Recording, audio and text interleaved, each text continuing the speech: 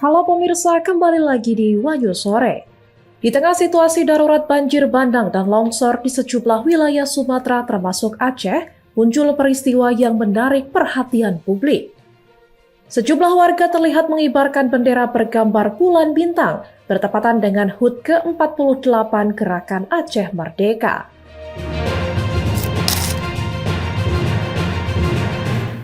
Informasi lainnya pemirsa, anggota Komisi 1 DPR RI dari fraksi Gerindra, Endi Patwijaya, meminta Kementerian Komunikasi dan Digital terus memperbarui informasi penanganan banjir dan longsor di Aceh, Sumut, dan Sumbar. Endi Pat juga menyoroti gerakan bantuan 10 miliar rupiah yang dianggap lebih viral, padahal menurutnya kontribusi negara mencapai triliunan rupiah. Pemirsa, inilah Wahyu Sore selengkapnya.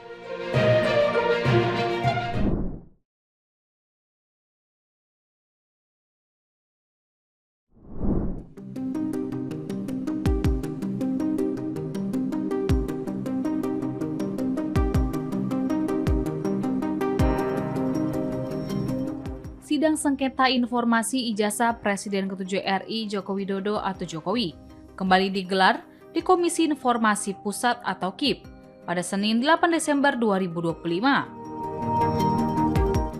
Adapun sidang sengketa informasi terkait ijazah Jokowi ini merupakan sidang gugatan yang diajukan dari Leoni Lydia ke KPU RI, KPU DKI Jakarta, dan KPU Surakarta. Leoni Lydia yang termasuk dalam kelompok bongkar ijazah Jokowi atau Bon Jovi bersama dengan Lukas Luarso dan Herman. Dalam kesempatannya, tim Bon Jovi menanyakan terdapat perbedaan gelar yang digunakan Jokowi.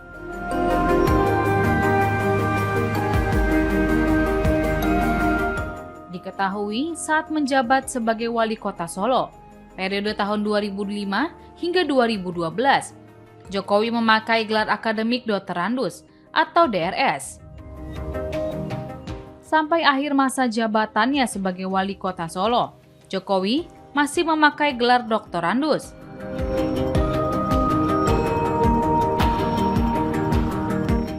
Namun gelar itu berubah menjadi insinyur atau IR ketika dia mencalonkan diri dan kemudian terpilih menjadi wali kota DKI Jakarta. Dan setelah terpilih pula menjadi Presiden RI ke-7 selama 2 periode, tahun 2014 hingga 2024, Jokowi menggunakan gelar insinyur. Melihat perubahan gelar Jokowi, membuat Bon Jovi mempertanyakan hal itu kepada KPU. KPU Solo juga. Ya, terakhir ya. KPU Solo ini tertutup, tidak mau terbuka.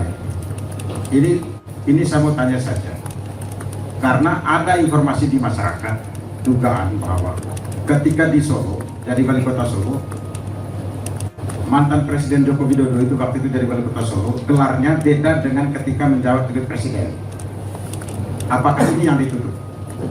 Nah, ini dugaan seperti ini kan terus ada. Kalau KPU Solo masih juga tertutup. Beda gelarnya ketika dia maju gubernur dan presiden dan ketika wali kota. Pencalonannya waktu itu beda gelarnya. Nah, ini nanti dijawab sekalian. Misalnya doktorandus dan insinyur. Itu aja. Makasih.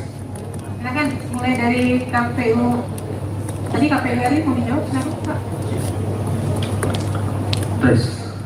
Baik, terima kasih Kuasa Hukum pemohon. Jadi berulang-ulang kali kita sudah sampaikan bahwa hasil uji konsekuensi yang dilakukan oleh KPU menyatakan bahwa dengan memperhatikan pasal 17 huruf H angka 5 yang pada dasarnya ijazah itu adalah dikecualikan, dan kemudian pasal 18 ayat 2 yang memerintahkan pengecualian atas pengecualian tersebut, maka dokumen tersebut dibuka, namun hanya dapat diperlihatkan kepada pemohon informasi. Ya, terima kasih.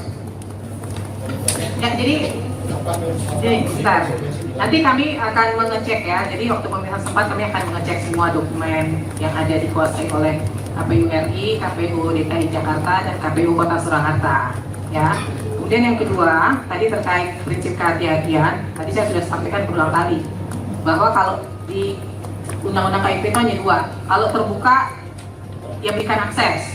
Kalau dikecualikan, lakukan uji konsekuensi, gitu. Hanya itu, tidak ada namanya, kita hati-hati nih memberikan, nggak ada prinsip kehati-hatian di dalam Undang-Undang KIP, ya. Kemudian yang ketiga yang saya mau sampaikan, terkait uji konsekuensi itu dapat dilakukan dalam 3 waktu.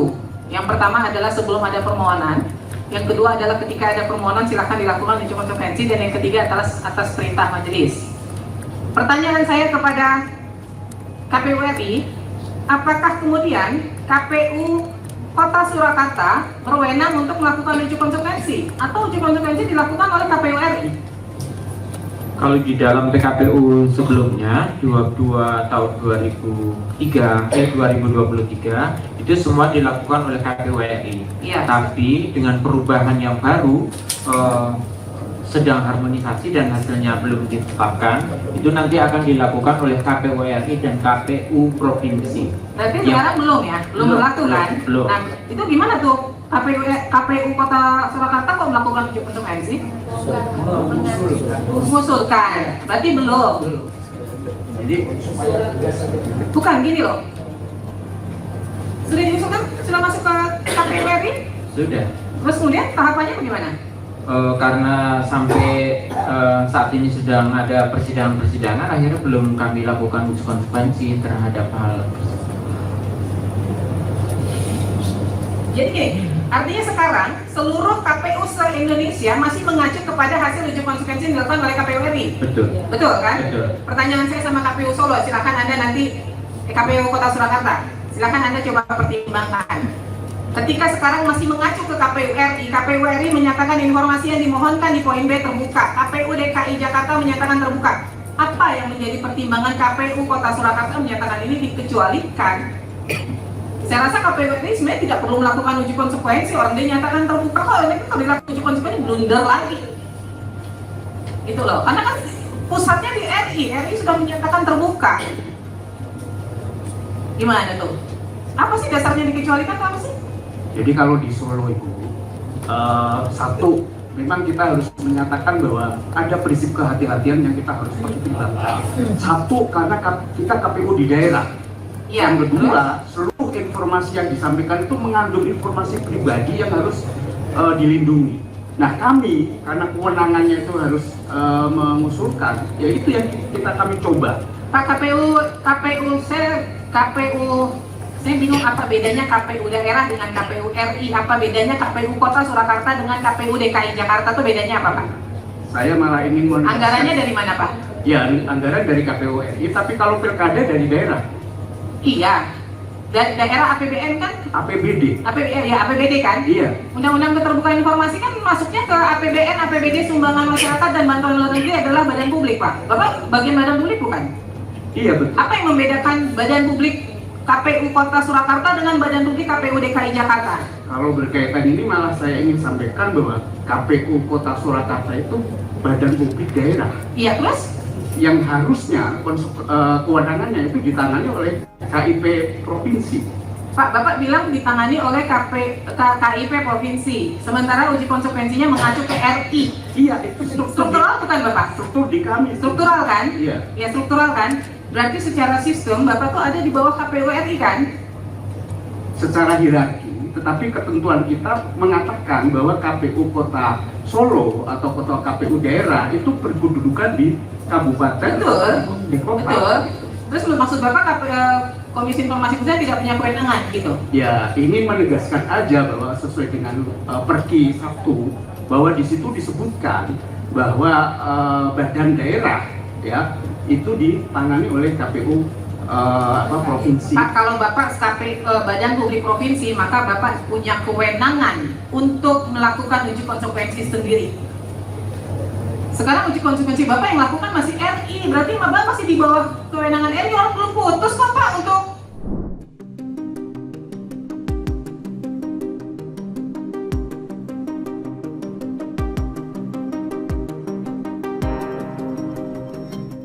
Menteri Keuangan Purbaya Yudisadewa menjelaskan anggaran bencana masih memadai untuk program rehabilitasi usai banjir dan longsor menerjang Aceh, Sumatera Utara, dan Sumatera Barat.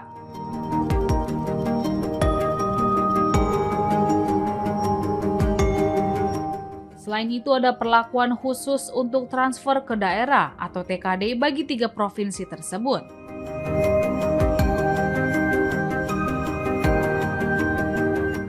Ia memastikan dananya cukup untuk dilakukan rehabilitasi terhadap seluruh infrastruktur.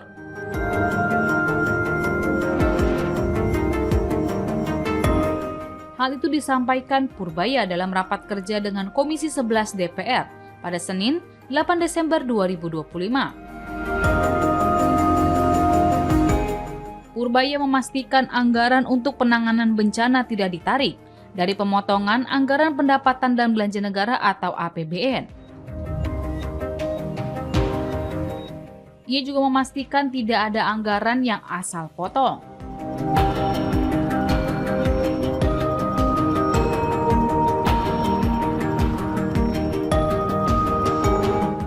Anggaran tersebut akan diambil dari efisiensi atas rapat-rapat yang tidak jelas.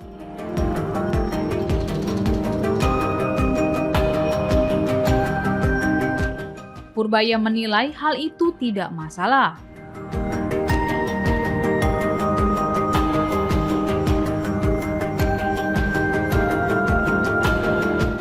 Melihat pernyataan bendahara negara ini sontak memantik kehebohan.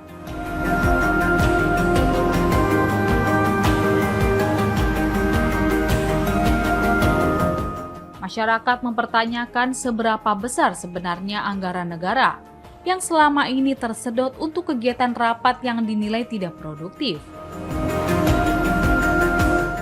hingga bisa dialihkan untuk membiayai rehabilitasi bencana berskala besar.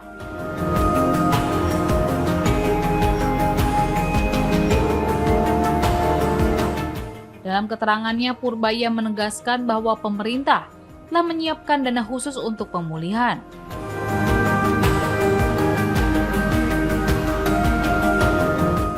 Namun efisiensi diperlukan agar anggaran dapat turun lebih cepat dan lebih tepat sasaran.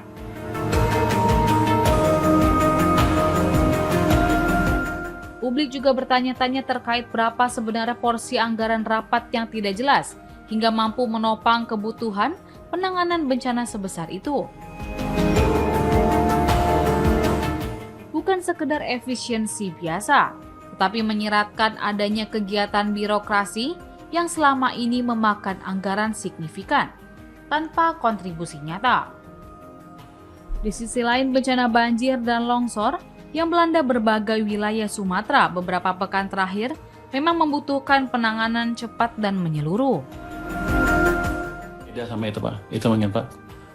Terus dari Pak Holik ya, untuk bencana mungkin nanti BNPB atau Pak Presiden yang akan menjelaskan lebih detail tentang bencana, tapi ya sudah dialokasikan dengan cukup besar untuk rehabilitasi sistem perekonomian di sana, seluruh infrastruktur saya pikir sudah tertutup, ada dananya cukup, dan nanti untuk 3 provinsi di sana ada perlakuan khusus untuk transfer ke daerahnya Pak. Bung, itu dari kami itu Pak. Terima kasih Pak Ketua. Sedikit Pak Ketua.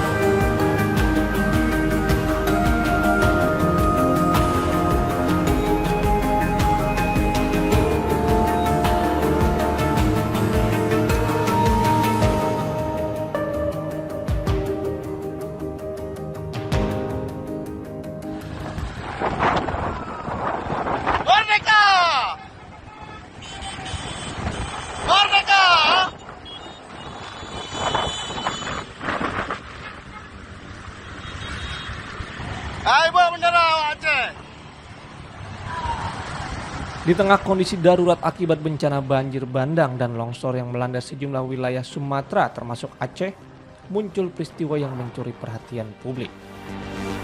Sejumlah warga terlihat mengibarkan bendera bergambar bulan bintang yang bertepatan dengan peringatan HUT ke-48 Gerakan Aceh Merdeka atau GAP. Juru bicara KPA wilayah Kutapasa Halim Abi menyampaikan kepada media lokal bahwa pengibaran tersebut dianggap sebagai penghormatan terhadap sejarah Aceh sekaligus penegasan komitmen menjaga perdamaian pasca konflik. Pengibaran bendera bulan bintang sendiri masih menimbulkan perdebatan di tengah masyarakat. Pengibaran bendera bulan bintang terlihat di beberapa tempat saat banjir, seperti di antara reruntuhan dapur warga, di sela tenda pengungsian, bahkan di atas jembatan yang hampir putus. Bendera berlambang bulan bintang itu muncul di tengah bencana yang menggambarkan bahwa Aceh sedang terpuruk. Ia menilai bahwa pembatasan diperlukan meskipun tetap menoleransi pengibaran sesekali, terutama oleh anak muda selama tidak dilakukan secara masif. Tradisi pengibaran bendera ini memang kerap muncul pada momen tertentu, seperti peringatan Maulid di beberapa desa. Bahkan, ada kegiatan doa bersama dan pembersihan makam syuhada daerah 3 TGK Cik di Payabakong, Aceh Utara. Masyarakat juga terlihat menyambut kedatangan Muzakir Manaf dengan bendera bulan bintang. Praktik ini menunjukkan bahwa simbol tersebut masih hidup dalam aktivitas budaya sebagian warga Aceh, meski terus menjadi perbincangan publik.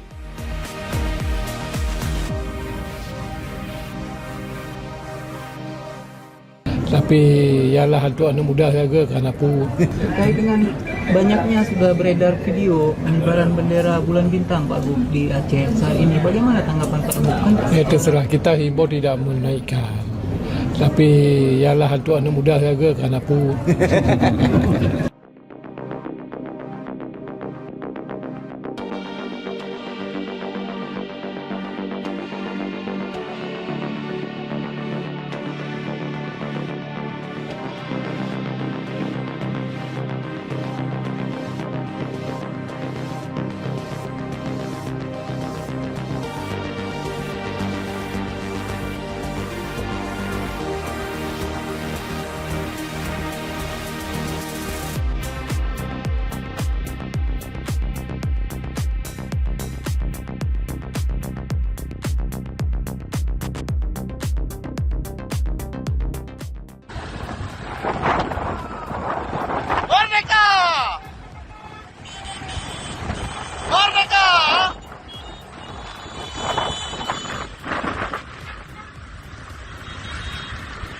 Hai bawa bendera Aceh.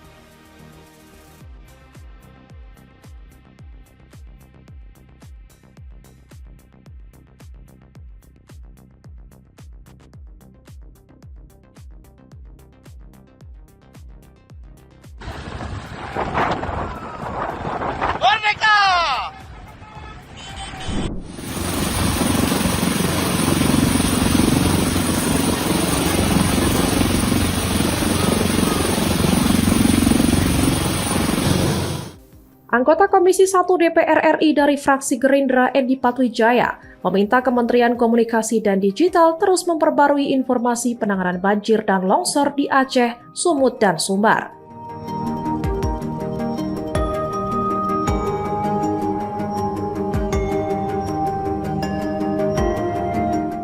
Dalam rapat dengan Menkom Digi Mutia Hafid, ia menegaskan pentingnya pemerintah tetap menguasai narasi soal penanganan bencana.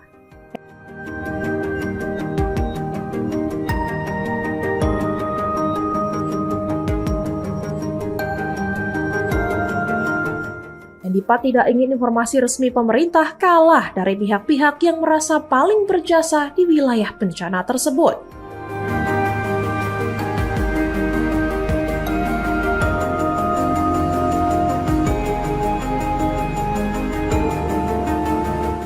Ia mengatakan ada kelompok yang seolah-olah menjadi pahlawan dan sok paling Aceh padahal hanya muncul 1 atau 2 kali di lokasi bencana.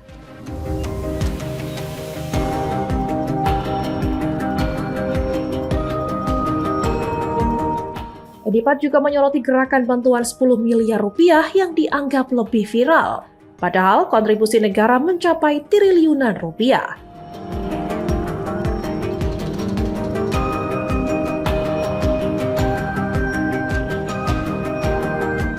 Menurutnya, pemerintah telah hadir sejak awal bencana dan sudah mendirikan ratusan posko, jauh lebih banyak dari pihak-pihak yang baru datang belakangan.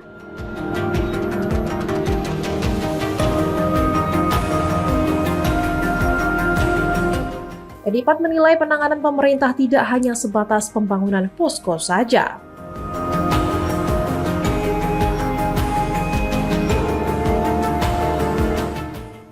Orang bawah sehingga selalu aja Kementerian Kehutanan itu dikuliti dan di macam-macamin lah Bu. Padahal mereka sudah melakukan banyak hal.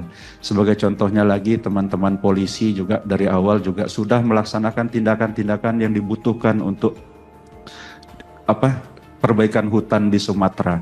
Tetapi tidak pernah juga terdengar secara masif.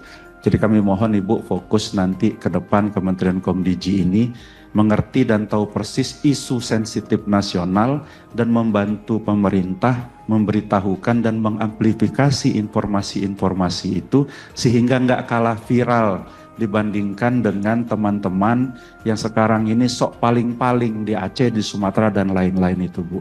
Ada orang yang cuma datang sekali seolah-olah paling bekerja di Aceh, padahal negara udah hadir dari awal. Ada orang baru datang, baru bikin satu posko, ngomong pemerintah ndak ada, padahal pemerintah udah bikin ratusan posko di sana. Jadi yang kira-kira yang seperti itu Bu, mohon jadi atensi dan dikembangkan sama Komdiji untuk menjadi informasi publik yang sehingga publik itu tahu kinerja pemerintah itu sudah ada dan memang sudah hebat. Orang per orang cuma nyumbang 10 miliar, negara udah triliun-triliunan ke Aceh itu Bu. Jadi yang kayak gitu mohon dijadikan perhatian sehingga ke depan tidak ada lagi informasi yang seolah-olah negara tidak hadir di mana-mana. Padahal negara sudah hadir sejak awal di dalam penanggulangan bencana. Kami tahu persis kok Komisi 1 mendorong Angkatan Udara hari pertama langsung ada 4-5 pesawat datang ke sana. Tapi dibilang nggak pernah hadir. Nah mungkin itu karena kita kalah dalam menginformasikan. Nah, walaupun nanti misal Pak Utut izin dibutuhkan sumber daya dalam bentuk anggaran untuk Komdiji untuk bisa mengaplikasi itu, kita izin sama-sama memperjuangkan entah gimana caranya Pak. Supaya nanti Komdiji bisa dibantu dalam urusan mengembangkan informasi yang sudah dilakukan oleh pemerintah. Saya pikir itu aja Pak, nggak bertanya karena nanti saya izin jalan Bu, jadi nggak perlu dijawab, cuman masukan. Terima kasih Pak Utut atas kesempatannya. Assalamualaikum warahmatullahi wabarakatuh. Edipat berharap tidak ada lagi anggapan bahwa pemerintah tidak hadir dalam penanganan bencana, karena menurutnya negara sudah bekerja sejak hari pertama. Edipat juga menyampaikan bahwa kepolisian turut melakukan penyisiran kawasan terdampak dan membantu memperbaiki kondisi hutan di Sumatera. Karena itu, ia ingin Komdiji berada di garis depan dalam mengomunikasikan seluruh langkah pemerintah ke publik.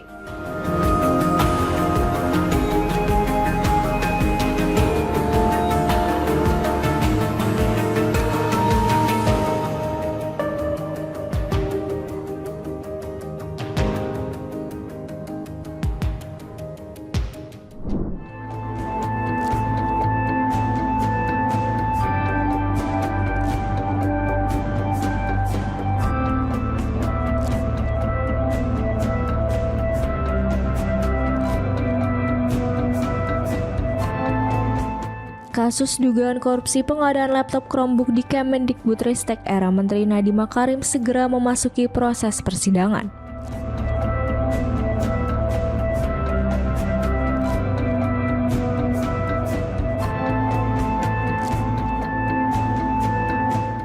Kejaksaan Agung mengumumkan bahwa nilai kerugian negara dalam proyek digitalisasi pendidikan tersebut membengkak lebih dari 2,1 triliun rupiah dari angka 1,9 triliun rupiah.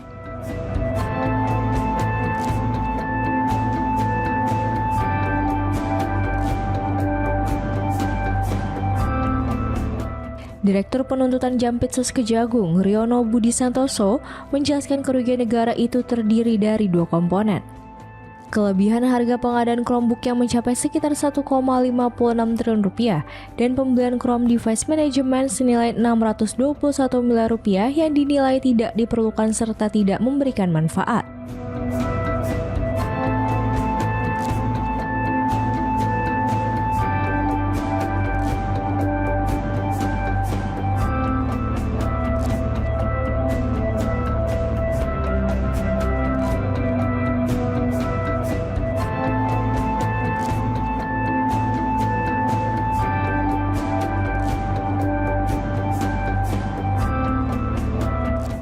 Dalam kasus ini, 5 orang ditetapkan tersangka, yakni mantan Mendikbudristek Nadiem Makarim, konsultan teknologi Kemendikbudristek Ibrahim Arif, Direktur SD Sri Wahyuningsih, Direktur SMP sekaligus kuasa pengguna anggaran atau KPA Mulyat Syah, dan staf khusus Mendikbudristek Juristan.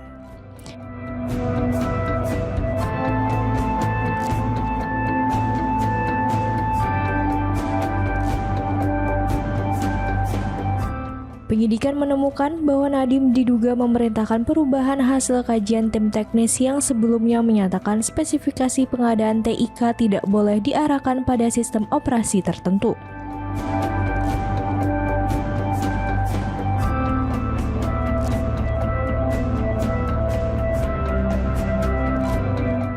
Perubahan tersebut kemudian membuat rekomendasi berfokus pada penggunaan Chrome OS sehingga pengadaan mengarah langsung pada Chromebook.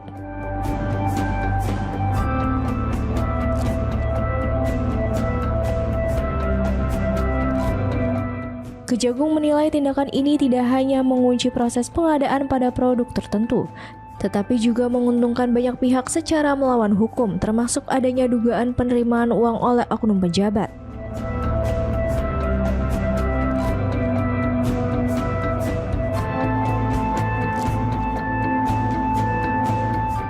Dilimpahkannya berkas perkara dan surat dakwaan 4 tersangka ke Pengadilan Tipikor Jakarta Pusat, maka penyidikan telah rampung dan siap diuji dalam proses persidangan.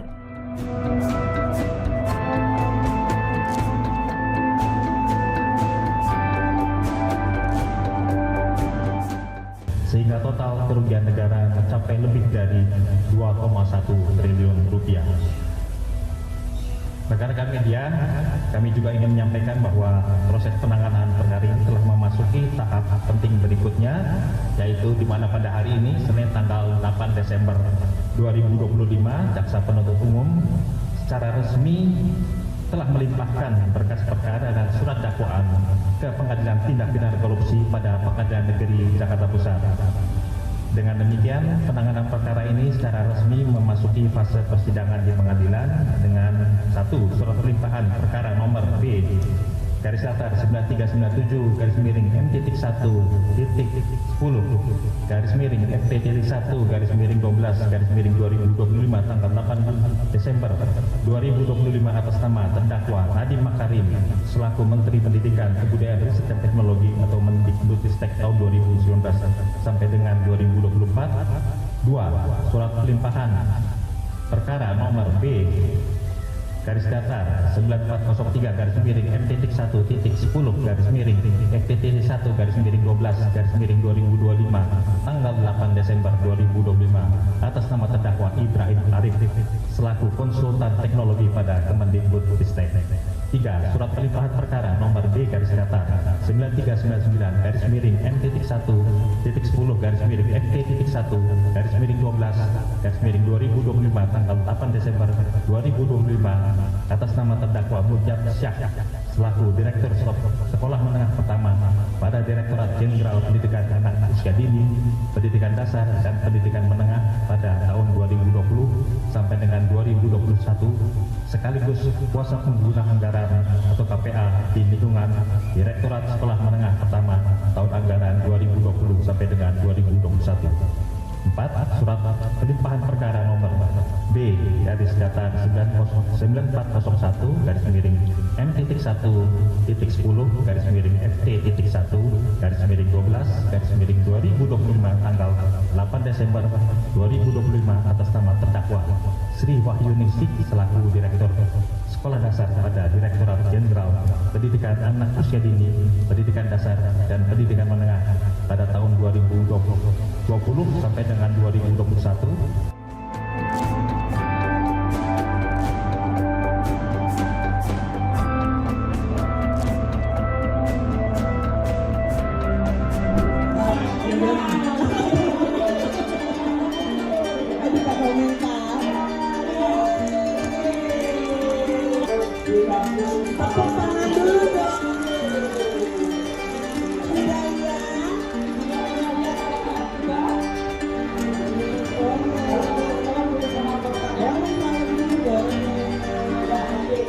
Anggota DPD RI Alfiansah Bustami atau Komeng yang dikenal sebagai komedian Indonesia dengan ciri khas tingkah jahilnya kembali menarik perhatian publik.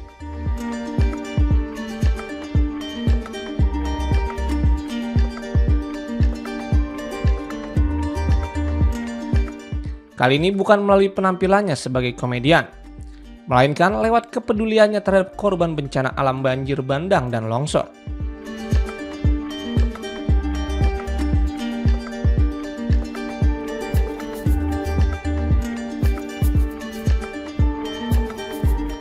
Komeng diketahui terbang ke Padang, Sumatera Barat untuk bergabung bersama Palang Merah Indonesia atau PMI sebagai relawan dalam penanganan banjir yang melanda wilayah tersebut.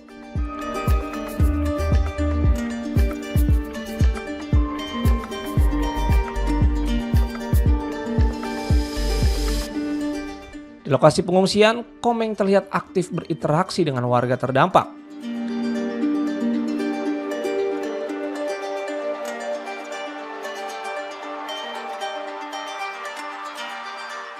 Ia mengunjungi sejumlah titik pengungsian dan berupaya menghibur para pengungsi, terutama anak-anak yang tengah menghadapi situasi sulit.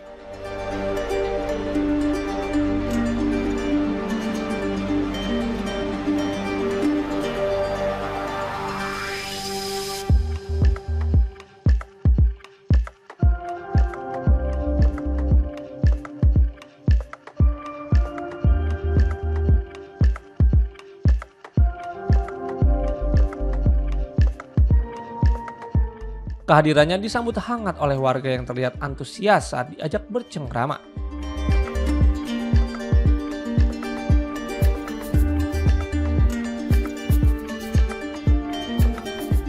Selain memberikan dukungan psikososial, Komeng juga membantu mendistribusikan berbagai kebutuhan darurat.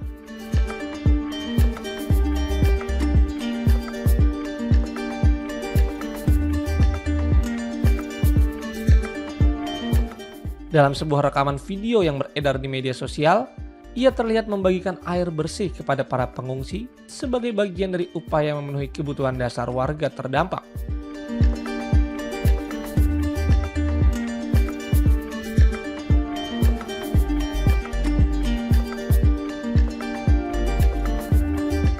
Komeng menyampaikan bahwa akses air bersih merupakan kebutuhan mendesak bagi para pengungsi yang masih bertahan di posko-posko sementara.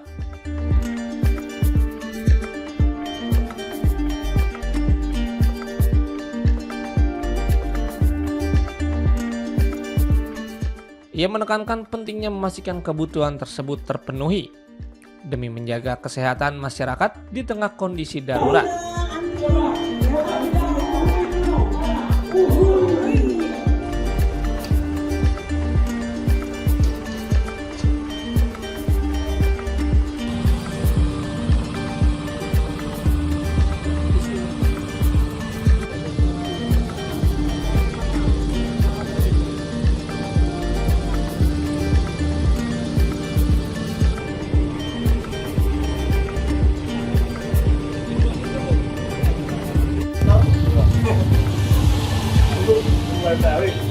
Buang harusnya Bagas.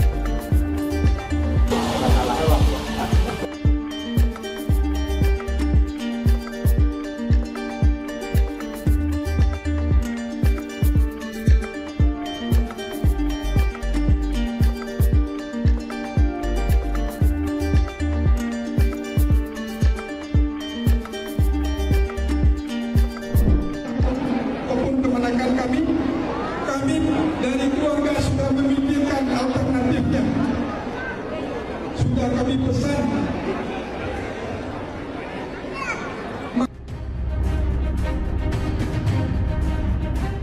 Ratusan korban penipuan wedding organizer Ayu Puspita hingga Senin 8 Desember siang mendatangi Polres Metro Jakarta Utara untuk membuat laporan.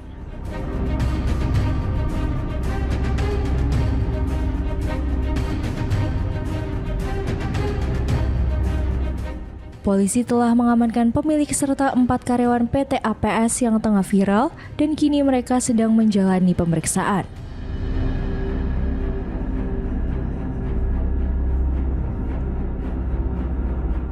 Banyak korban mengaku tergiur menggunakan jasa WO Ayu Puspita karena harga murah dan banyaknya bonus yang ditawarkan.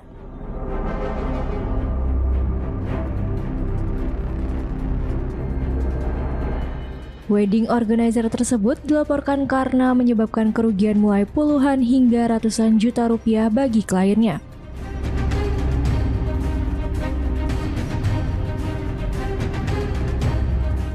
Salah satu korban Satrio Yuda, calon pengantin yang berencana menikah pada 24 Januari 2026, mengatakan ia dan pasangannya telah membayar 90% dari total biaya 170 juta rupiah. Akibat penipuan ini, pesta pernikahannya terancam ditunda.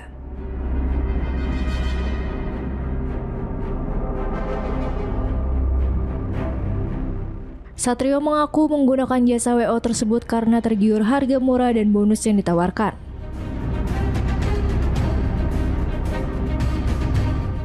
Mas, saya dari salah satu korban. Itu gimana sih Mas ceritanya Mas? Ya, jadi kalau dari versi saya Mas ya, saya taunya itu dari pihak gedung pertama. Saya kan nikah kebetulan di Depok ya. Jadi pihak gedung ini punya grup sesama venue gitulah, sesama pihak gedung yang jadi korban pas di malam Minggu berarti ya, di hari Sabtunya yang viral itu. Dia ngasih tahu ke calon pasangan saya bahwa WO Ayu Puspita ini ada masalah lah gitu, bahwa yang menikah itu tidak datang cateringnya. Nah, kebetulan saya nikah di tanggal 24 Januari besok. Jadi saya juga merasa, untuk yang sekarang aja kan ini pada belum dibayar nih, apalagi untuk kedepannya gitu kan. Jadinya ini kita para korban sih udah bikin persatuan lah gitu di grup ya. Kita sekarang lagi di Polres Jakarta Utara untuk melaporkan si tersangka ini. Bang, kalau abang sendiri bang, ya. Dari total berapa, terus sudah masuk berapa? Saya total pembayaran itu sekitar 170-an, yang udah masuk sekitar 147 sih. Itu untuk gedung aja atau semuanya? Kesemuanya Pak, jadi kita tuh diiming-imingi dengan banyak bonus-bonus yang lumayan banyak lah gitu dari itu ya, dari total. Jadi kan kita ada pembayaran tuh ada 3 termin gitu. Jadi untuk termin pertama itu DP 50%. Nah terus ntar dari marketingnya tuh biasanya WhatsApp. Untuk kalau mau pembayaran lagi, ntar kita dapat beberapa bonus-bonus. Jadinya banyak yang tergiur lah. Jadinya gitu. Termasuk murah sih, karena saya tuh bonusnya sekitar 14 gubukan. Jadi kalau mungkin kalau dihitung secara yang lain lagi gitu ya, 14 gubukan dengan harga 170 ya terhitungnya murah sih. Jadi tergiur dengan itu ya? Iya betul Mas. Jadi selama ini iming-imingannya itu aja atau akhirnya belum dengar baru kejadian hari ini? Dia tuh baru dari dari kemarin hari Sabtu kemarin baru kita tahu tuh kejadian penipuannya ini. Oh, dari WO-nya Ayu dari mana Bang? Dari Wedding Fest Bang.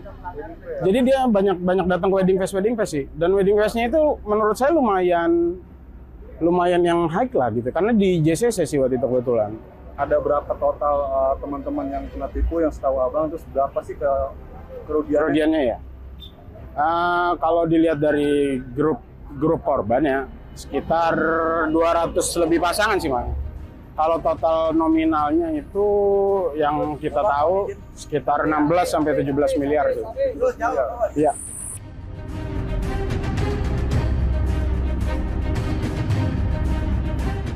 Kapolres Metro Jakarta Utara Kombes Pol Erik Frendris menyampaikan bahwa polisi telah mengamankan Ayu Puspita dan 4 karyawannya untuk diperiksa lebih lanjut.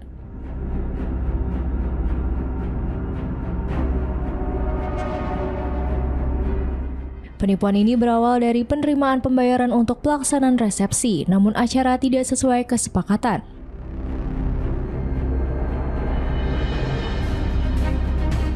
Salah satu masalah yang muncul adalah tidak hadirnya makanan prasmanan saat acara berlangsung.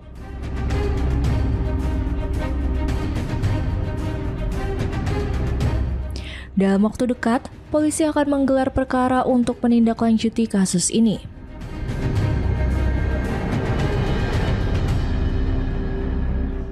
Baik, perlu kami jelaskan bahwa Polres Metro Jakarta Utara menerima laporan dari beberapa orang pelapor yang pada intinya yaitu terkait dengan penipuan atau penggelapan yang dilakukan oleh salah satu wedding organizer yang ada di wilayah Jakarta. Untuk laporan sudah masuk 2 hari yang lalu, kemudian tadi malam diamankan beberapa orang yang terkait dengan permasalahan tersebut, di mana kronologisnya yaitu WO ini sudah menerima uang untuk melaksanakan acara pernikahan atau resepsi, kemudian pada hari hanya tidak terlaksana sesuai dengan kesepakatan.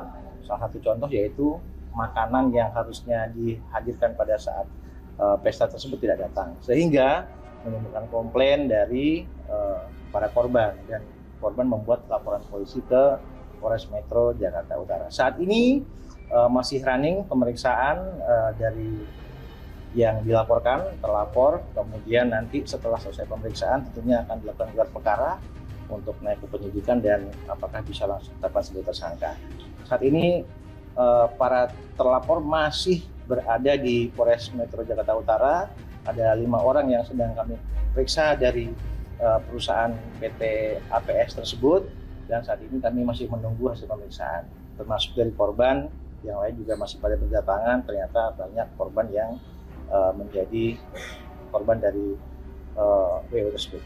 Saat ini laporan yang masuk sekitar berapa orang? Laporan yang masuk ada? Yang pasti untuk TKP Jakarta Utara 1. Namun ada beberapa kejadian di tempat lain yang tentunya nanti akan beririsan juga dengan Polres Jakarta Utara yang nanti akan kami follow up juga. Apabila nanti lintas wilayah, kemungkinan kami akan berkoordinasi dengan Polda untuk TKP penanganannya. Untuk 5 yang sudah diperiksa ini, apakah termasuk pemiliknya Pak Kapolres? Ya, ada pemilik, ada manajer, dan ada karyawan. Pelaku ditangkap di mana? Diamankan di wilayah Jakarta Timur oleh Polres Jakarta Timur. Informasi dari warga, kemudian warga bersama Polres Jakarta Timur menyerahkan ke Polres Jakarta Utara karena memang LP yang sudah ada yang terjadi ada di Polres Metro Jakarta Utara. Sejauh ini kerugian berapa? Iya, kerugian Pak Kapolres? Masih dihitung karena dari awal sampai akhir ini kan banyak korban-korban baru. Jadi kami belum bisa memastikan jumlah kerugian yang diderita para korban. Nanti akan kami cek, akan kami lanjut. Baru tadi malam soalnya masih running pemeriksaan. Bang, kalau dilihat di Polres itu banyak korban yang datang, Bang. Ya. Jadi satu doang dari Jakarta Utara, selebihnya dari mana sih Mas paling banyak? Ya, ada beberapa wilayah Jakarta, tidak hanya dari Jakarta Utara. Tentunya kami akan menerima semua dulu laporan, nanti kami akan klasifikasi mana wilayah utara, mana selatan, atau mana pusat, dan lain-lain. Kemudian kami akan koordinasi dengan Polda untuk penanganan lebih lanjutnya. Apakah ada barang bukti atau alat bukti yang sudah diamankan Pak Kapolres sejauh ini? Nanti hasil gelar perkara, apakah barang bukti apa saja yang akan ditetapkan sebagai barang bukti, kami masih menunggu hasil gelar perkara nantinya. Terima kasih Pak Kapolres.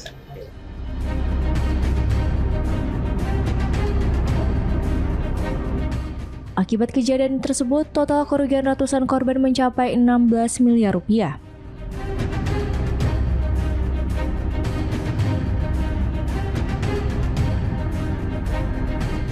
Para korban berharap uang yang telah mereka bayarkan dapat dikembalikan oleh pihak wedding organizer.